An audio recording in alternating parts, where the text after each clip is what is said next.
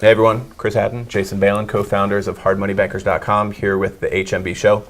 Today we are discussing the evolution of your reading list. As you evolve, so does your reading list. Check it out right now.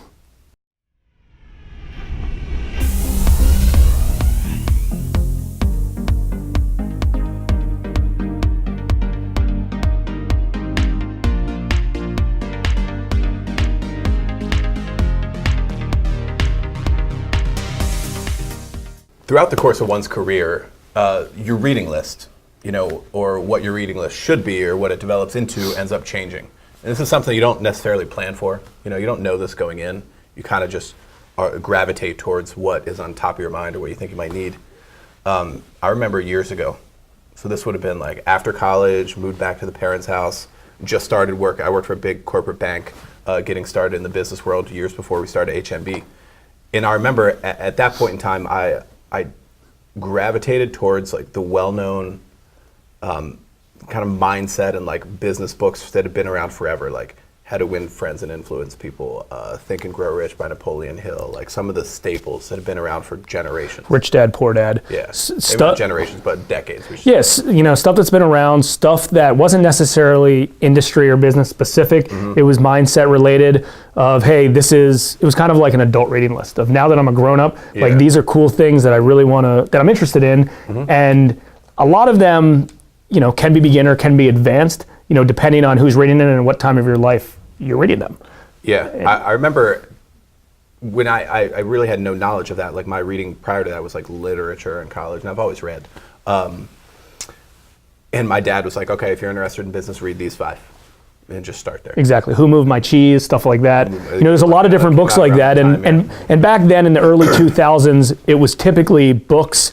Blogs weren't really around yet, and certainly not podcasts. So they started. Podcasts weren't around. Books on tape. Yeah, books on tapes, and then they turned to CDs. Now they're iTunes, Audible.com, things like that. Yeah, so that's exactly right. That's typically the place that you should start. Start there. Yeah. Learning mindset.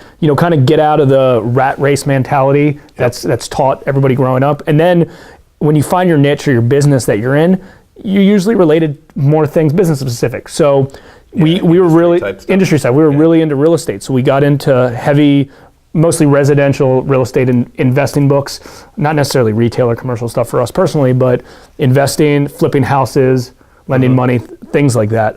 Yeah.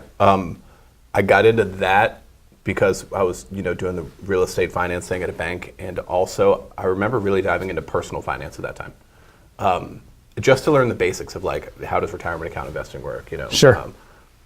Whatever, life insurance, just base. And I remember a lot of that stuff. Of course, we apply it more later on as you grow up as an adult, as a business person. But I remember saying, all right, I just want to knock this personal finance stuff out just so I'm competent. Yeah. And I find that today, like people our age or older, like might not have the basics of like personal finance, like 101 type stuff. And a lot of them just say, "Oh, that's not for me. I'm not interested in that." But it's very relevant. If you're an adult, this applies to you. It's very relevant. So so going back to the evolution of your reading list, you start with kind of specific mindset stuff, then you go into more industry related stuff, and then after that, with the general real estate stuff, then all of a sudden the blogs started getting popular, and when the blogs were getting popular, it was really easy to access information as long as you knew which ones were credible and which ones weren't, because that's always a big thing with reading is this person educated enough to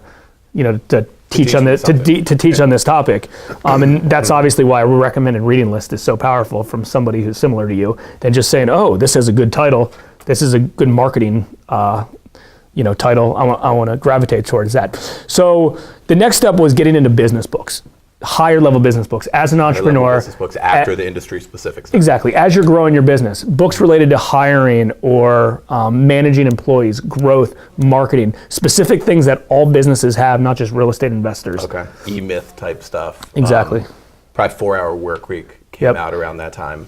And they're all really crazy how those things change. And when we both remember reading books, back in the day, like, you're not really qualified to read a 4-Hour Work Week book if you don't really have, if you're not in the right industry or you're starting out, right? Like you can get stuff to that mindset, but like, I know what you can get stuff from it, but I read E-Myth when I was starting out, and then I reread E-Myth like 2 years ago, and I got completely different stuff out of it. That particular book. Yeah. Is, yeah. And in a few years from now, I'm going to reread it again. There's going to be very different things. So, I feel like a lot of entrepreneurs and business owners who have been in business for a while, they spend a lot of their time on general business books and not industry related stuff.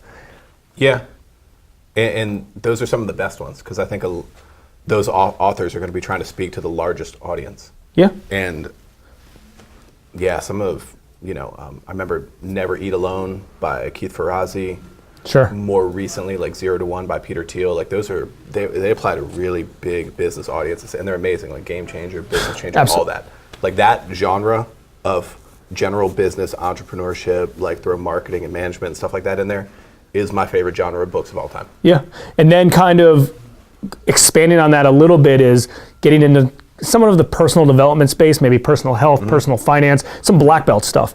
We both, you completely finished reading Warren Buffett's book, The Snowball. I'm about halfway through it. It's a 40-hour audiobook, which is just a ton of time. Yeah. And there's always so much content to consume. But I've gotten so much, personal finance out of that, as well as Tony Robbins' new book that came out. So it's one of those things that, if you kind of just follow this evolution of a reading list and go from books to podcasts to blogs, I mean, there's so much content out there, especially a lot of good free content out there. Yeah. But it's, it's not like we made that evolution up. That's just kind of been the way that we've seen it, be fit. And it seems to work out great. So, hopefully you agree with some of these things, and depending on where you are in your businesses right now, consider some books, along that chain. And if you could, pick one book that has affected you the most in business, that actually changed the way you think or operate, and let's chat about it in the comments below.